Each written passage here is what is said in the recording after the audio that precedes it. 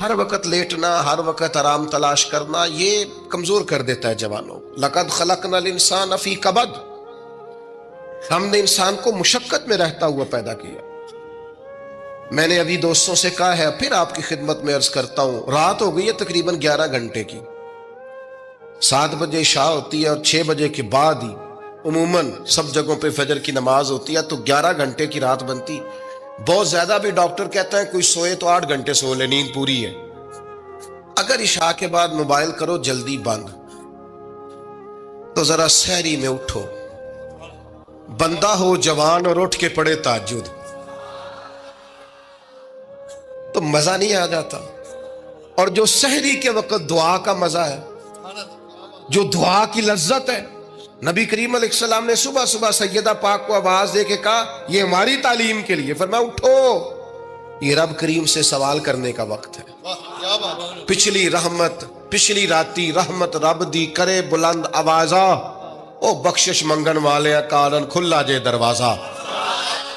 لیکن ہمارا مسئلہ یہ ہے کہ جس ٹائم جاگنا ہے اس ٹائم سوتے ہیں، جس ٹائم سونا ہے اس ٹائم۔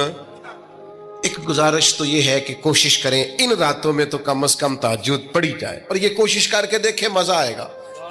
اور پھر ادھر ادھر لوگوں کو دکھ بتانے کی بچائے نا، جب تہجد کی 2 رکعتیں پڑھ لے تو سارا اپنے رب کی بارگاہ میں عرض کر دے، بوجھ بھی ہلکا ہوگا دل کا، راز بھی رکھا جائے گا اور کرم بھی ہو جائے گا۔ اور دوسری گزارش یہ ہے کہ سرکار دو عالم علیہ السلام نے نوجوانوں سے کہا تھا، جوانوں یا نکاح کرو یا روزے رکھو۔ یہ بڑے آسان دن ہے روزے رکھنے کے لیے۔ رکھیں جی، آپ لوگ بیٹھ جائیں، اللہ آپ کو سلامت رکھے، اللہ تعالیٰ برکت دے، آپ بھی بیٹھ جائیں جی، اللہ تعالیٰ سب کو برکات عطا کرے۔ یہ حضور کے نام کی محفل ہے نا جی، اس کا ادب بہت زیادہ ہے، اس میں آپ اس طرح کھیلیں گے موبائلوں کے ساتھ تو یہ ویسے ہی ادب کے ہی خلاف۔ اللہ سے 2-4 دوست بنا لیں، باقیوں کو دے دیں، کافی ہو گیا، لیکن یہ اس پہ مصروف نہ ہوں آپ۔ بھائیو، اللہ کریم نے ارشاد فرمایا کہ وَدَاعِيًا إِلَى اللَّهِ، ہم نے آپ کو داعیہ اللہ بنایا ہے، اللہ کی جانب دعوت دینے والا۔ نبی اکرم صلی اللہ تعالی علیہ وسلم نے جو عقائد اور نظریات ہمیں عطا کیے، عقیدہ توحید و رسالت کی صورت میں، وہ عقائد اتنے جاندار اور اتنے مضبوط ہیں کہ وہ بندہ مومن کو طاقتور کر دیتے ہیں۔ آپ دیکھیے، عرب کے لوگ مختلف قسم کی اوہام پرستیوں کا شکار تھے۔ ان کا یہ خیال تھا کہ جب حج کر کے وہ آئے ہیں تو وہ گھروں کے دروازوں سے داخل نہیں ہوا کرتے تھے، بلکہ چھتوں سے کود کر آتے۔ اور قرآن مجید فرماتا ہے کہ اس کو نیکی جانتے ہیں۔ پھر وہ بیت اللہ شریف کا طواف کرتے تو معاذ اللہ کپڑے اتار کے کرتے۔ اوہام پرستیاں، طرح طرح کی باتیں۔ مصر میں ایک دریا تھا، ایک عورت کو ذبح کر کے ڈالیں گے تو پھر دریا چلے گا۔ مختلف اوہام لوگوں نے پال لیے تھے۔ آج بھی مسلمانوں کے اندر ڈھیر ساری ایسی چیزیں آ گئی ہیں جو ضعف اعتقادی کا باعث بنتی ہیں۔ اس کی کو ذرا کم کر دیں بھائی۔ آپ دیکھیے، لوگ علماء کے پاس نہیں جاتے، باباؤں کے پاس جاتے۔ تعویذ، دھاگا، کالا جادو، نیلا جادو، جس نوجوان کا کام کرنے کو دل نہیں کرتا اسے جادو ہو جاتا ہے۔ اور پھر یہ کہ کالی بلی رستہ کاٹ گئی تھی، اور پھر یہ کہ میں باہر نکلنے لگا تو کسی نے آواز دے دی تھی۔ عجیب قسم کی اوہام پرستیوں کا لوگ شکار ہیں۔ نبی پاک صلی اللہ تعالی علیہ وسلم داعیہ اللہ ہے، سرکار نے لوگوں کے نظریات کو پختہ کیا۔ حضور علیہ السلام کے فیوزات روحانیہ سے لوگوں کے دل طاقتور ہوتے تھے، مضبوط فکریں، مضبوط عقیدے سرکار کے وسیلے سے مسلمانوں کو نصیب ہوئے۔ ہم جیسے جیسے دیکھیں نا، تصوف اور طریق میں آپ کو عرض کروں، صوفیہ کرام کا اصل موضوع عقیدہ توحید ہے، اصل موضوع ان کا ہے۔ یہ وہ لوگ ہیں جو لوگوں کو صحیح معنوں میں توکل کا، صبر کا، شکر کا، قناعت کا، رجوع اللہ کا سبق دیتے ہیں، اصل موضوع ان کا ہے۔ لیکن اب چونکہ صوفیہ کی جماعت میں وہ لوگ اللہ ماشاءاللہ خال خال رہ گئے، اور پھر یہ کہ بیٹھ گئے تعویذ دھاگے دینے والے، زاغوں کے تصرف میں، عقابوں کے نشے من، نتیجہ اس کا بڑا خطرناک برآمد ہوتا ہے۔ مضبوط فکریں، کبھی آپ اس روایت کو دیکھیں اور یاد کر لیں نا تو یہ بڑا نفع دیتی ہے۔ نبی کریم علیہ السلام نے حضرت عبداللہ ابن عباس رضی اللہ تعالیٰ عنہ سے فرمایا، عبداللہ، ساری دنیا مل کے تیرا بھلا کرنا چاہے کر نہیں سکتی جب تک رب نہ چاہے، اور فرمایا سارے دنیا دار مل کے تیرا کچھ بگاڑنا چاہے بگاڑ نہیں سکتے جب تک رب نہ، چھوڑ دے بیٹا آپ، جب تک اللہ نہ چاہے۔ تو پھر رجوع تو اللہ کی جانب کرنا چاہیے۔ نبی اکرم صلی اللہ تعالی علیہ وسلم نے اپنی امت کو توانائی اس بات سے دی کہ اللہ ہمارے ساتھ ہے۔ آپ دیکھیے فکری تندرستی کتنی زیادہ ہے کہ 1000 کے مقابلے میں 313 لوگ ہیں، نہ اسلحہ پورا ہے، نہ گھوڑے پورے ہیں، نہ خوراک پوری ہے، لیکن وہ میدانوں میں اس طرح لڑے ہیں کہ 1000 کو بھاگنے پر مجبور کر دیا۔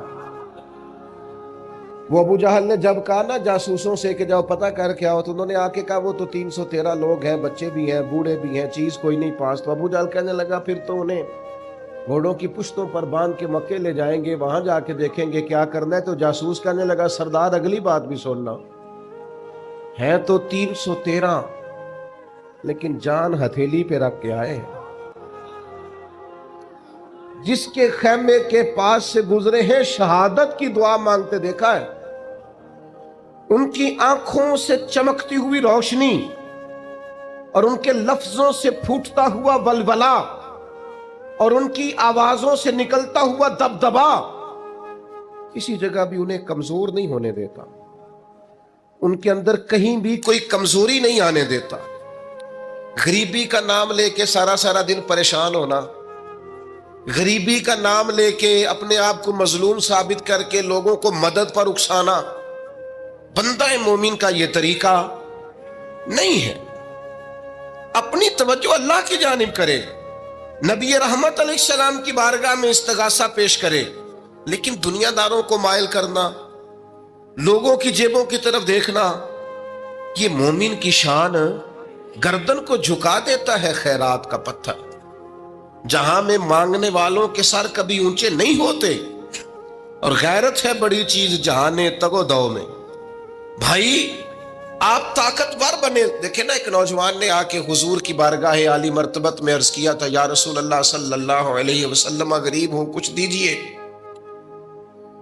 تو حضرت جابر ابن عبداللہ رضی اللہ تعالیٰ عنہ فرماتے ہیں، ہم نے حضور سے بڑا کچھ سنا، یہ لفظ نہیں، لفظ لا، یعنی میرے پاس نہیں ہے، یہ ہم نے حضور سے سنا ہی نہیں۔ ایسا کوئی محبوب کہیں ہوگا نہ کہیں ہے، بیٹھا ہے چٹائی پہ مگر عرش نشیں ہے، اور ملتا نہیں کونین کو کیا کیا تیرے در سے، بس ایک لفظ نہیں ہے جو تیرے لب پہ نہیں ہے۔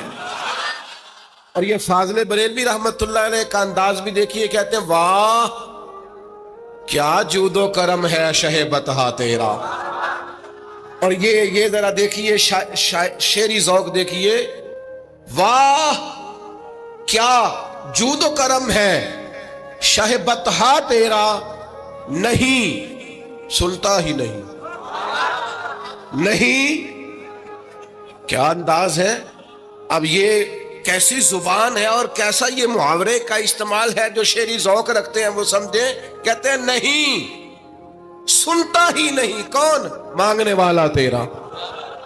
یا رسول اللہ آپ سے مانگنے والا نہیں سنتا، حضور عطا کرتے۔ اور ایک جگہ پہ فرماتے ہیں، میرے کریم سے گر قطرہ کسی نے مانگا، دریا بہا دیے ہیں دربے بہا دیے ہیں۔ حضور تو دیتے، پر نوجوان نے جب آ کے عرض کی نا، یا رسول اللہ صلی اللہ علیہ وسلم کچھ دیجئے، وہ جوان ہو، چڑھتی جوانی ہو، اور پھر وہ سوال کرے۔ ہمارے ساتھ ایک دوست پڑھا کرتا تھا، یہ 3 مہینے کی چھٹیاں ہوتی تھی تو وہ مستریوں کے ساتھ مزدور لگ جاتا۔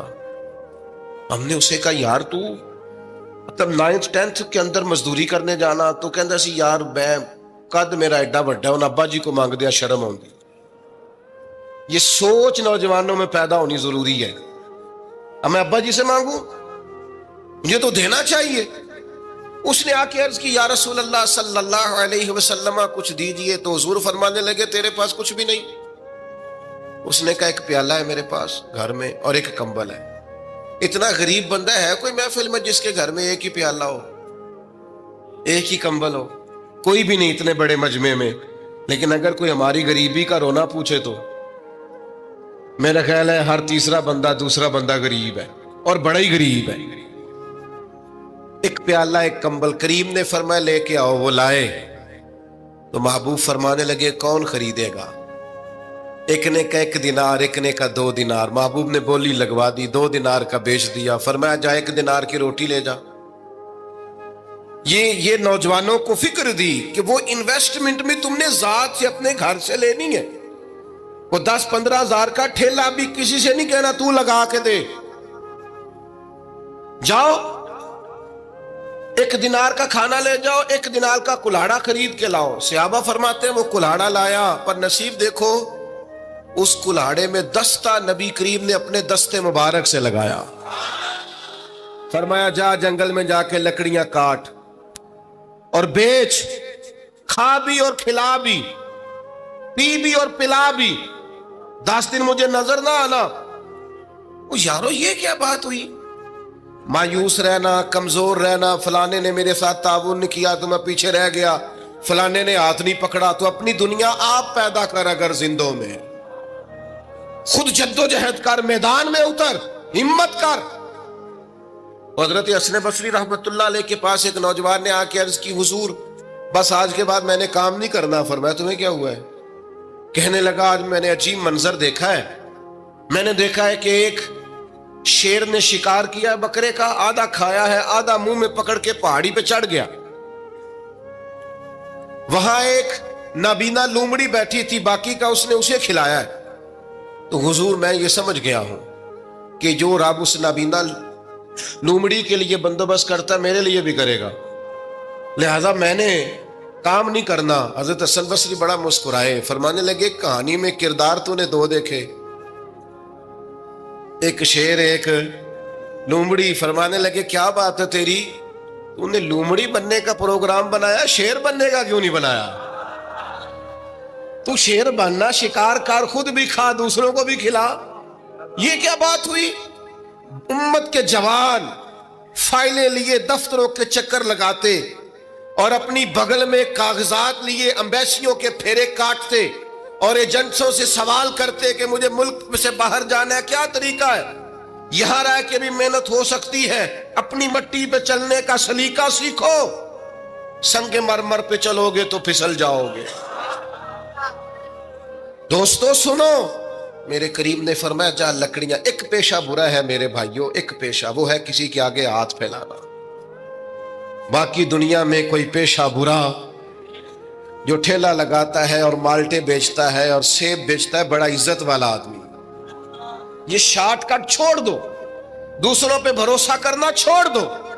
وہ شاعر ایک بیٹھا تھا نا شاعر مجھ سے ناراض نہ ہو جائیں تو کئی دفعہ وہ شعر و شاعری میں بھی ان کی حالت بڑی خستہ ہو جاتی ہے. جن دنوں لوگ پتلے کپڑے پہنتے ہیں بعض شاعروں نے ان دنوں میں بھی موٹی چادر لی ہوئی ہوتی ہے. تو ایک جگہ بیچارہ بیٹھا تھا کونے میں اللہ ماشاءاللہ سب کی بات نہیں تو حالت ایسی خستہ تھی. ایک بندہ 5 روپے پھینک گیا تو تھا خوددار بڑی تکلیف کو اٹھا اپنے پیسے. تو اس نے کہا آپ کی حالت بتا رہی ہے آپ کو ضرورت ہے. اس نے کہا ضرورت پڑی تو اللہ رسول سے مانگوں گا تیرے سے کیوں مانگوں گا. شعر بڑا قیمتی کہا. اس نے کہا یہ آرزوئے کرم اور میں آپ سے کروں یہ آرزوئے کرم اور میں آپ سے کروں. یہ بھیک اس کو دیجئے جس کا خدا نہ ہو. میں تو وارث ہے میرے اللہ رسول میں کو لاوارث ہوں کہ تیرے سے مانگتا پھروں.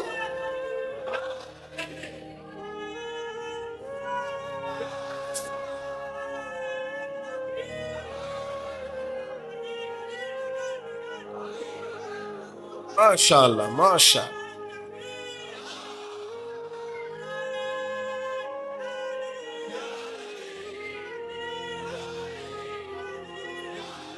بس ہم سمجھے ہماری قیمت وصول ہو گئی. اگر خودداری پر نوجوان نعرے لگانے لگ گئے تو پھر تو بات بن گئی. لگتا ہے محنت کا ارادہ بن گیا ہے. انشاءاللہ تعالی کشکول ٹوٹنے کا ٹائم آ گیا ہے. کرم کی برکھا برسے گی. یہی ملت کا جوان قیادت کرے گا. اور یاد رکھنا ہمیشہ قیادتیں غریبوں کے بچوں نے کی ہیں, جنہوں نے آدھی قیمت پہ کتابیں لے کے پڑھی ہیں, بڑی ڈگریاں انہوں نے حاصل کی ہیں. یہ کمزور نہ پڑھو.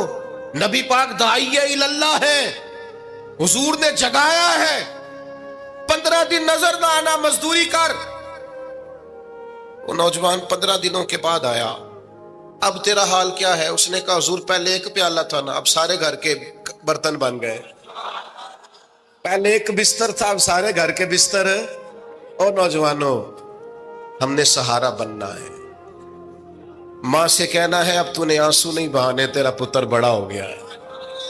بہن سے کہنا ہے اب تو کبھی پریشان نہیں ہوگی, تیرا بھائی بڑا ہو گیا ہے. بوڑھے باپ کے پاس بیٹھ کے کہنا ابا جی بس اب آنسو پوچھ دو, آج کے بعد پریشان نہیں ہونا, پتر جوان ہے. اپنی بیوی سے بچوں سے کہنا کہ کسی خواہشات پوری کرنے کے لیے تمہیں دیر تک انتظار نہیں کرنا پڑے گا, ہم میدان میں ہیں. بس اپنی مٹی پہ چلنے کا سلیقہ سیکھو. سنگ مرمر پہ چلو گے تو پھسل جاؤ گے. نبی پاک نے محنت کو سپورٹ کیا ہے, مشقت کو سپورٹ کیا. حضور علیہ السلام نے فرمایا سب سے بہترین کمائی وہ ہے جو تو اپنے 2 ہاتھوں سے محنت کر کے کھاتا ہے.